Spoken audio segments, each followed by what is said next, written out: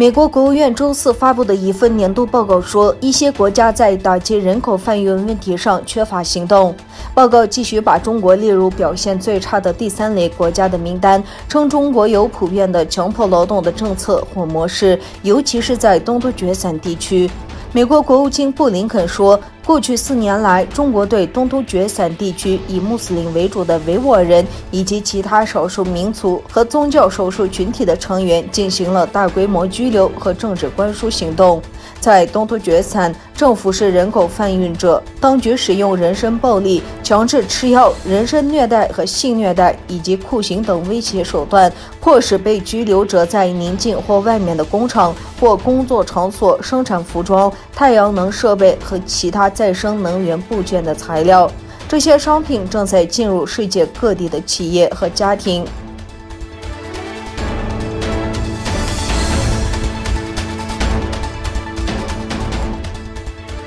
7月1日，在中国共产党成立100周年之际，在英国首都伦敦，东突厥散活动人士和人权捍卫者举行抗议活动，抗议中国在东突厥散的压迫、同化和种族灭绝行为。7月1日，中国共产党成立100周年，中国政府想把这一事件作为世界的伟大胜利来庆祝。遭受了21世纪最大的种族灭绝行为之一的东突厥散人聚集在中国驻伦敦大使馆前，活动人士举着标语，上面写着“停止种族灭绝”、“对种族灭绝说不”和“与维吾尔人站在一起”等标语。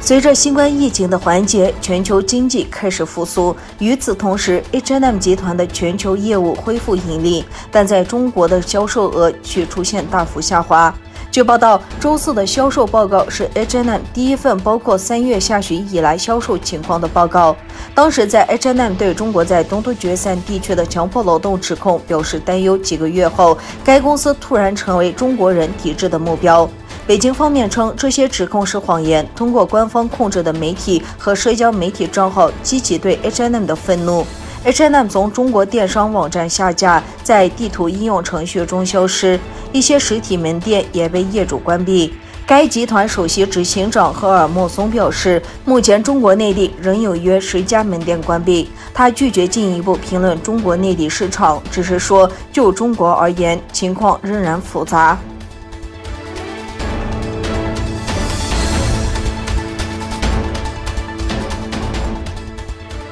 美国前国务卿蓬佩奥7月1日在社交媒体上发帖说，中国共产党的100年就是一个世纪的种族灭绝，没有哪个政党像中共那样杀了那么多人。7月1日，中共在北京隆重庆祝成立100周年。中国国家主席习近平当天在讲话中说，我们从来没有欺负过别人，也没有压迫过别人，没有奴隶过别人。美国宗教自由委员会副主席诺尔·图凯尔也回应了习近平的话，建立了纳粹时代以来世界上最大的集中营，在工厂和流水线上奴隶维吾尔人的习近平在撒谎。